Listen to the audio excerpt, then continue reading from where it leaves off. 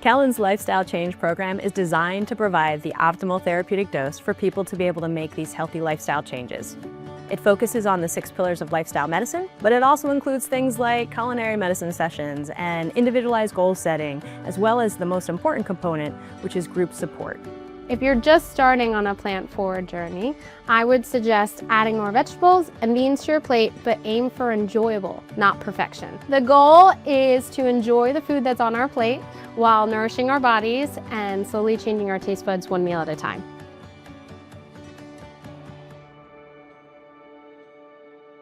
Infrequent health visits and simple advice like eat more vegetables is usually not sufficient to be able to help patients make long-term behavior change. Engaging in a year-long program provides the framework for initially making healthy behavior changes and then sustaining them for the long term. It also embeds you in a community that's supportive and will help you along the way, and it provides some accountability, as well as having the opportunity to kind of get back on track when you fall off or have a lapse.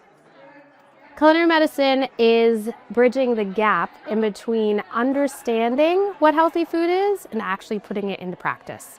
So people get to learn how to use ingredients. They get to understand that everything that they put into their body directly ties to their health. Once we get people in the kitchen, they're able to create connection, they're able to try things, taste things, adjust recipes, and maybe get involved with recipes and ingredients that they're not necessarily comfortable with. And in that process, they're able to learn that they're able to do this themselves, the confidence that they can make this for their families, and they can actually continue to do this well after the program is done. And then it gives the participants and everyone the confidence to not only make the food for themselves, but also make it for their families to make sustainable, lasting change. Amanda is going to explain which different stations of things that we're going to make so that you can try different things, but we'll bring all of you up into groups so that each of you will have a specific station where you're making things.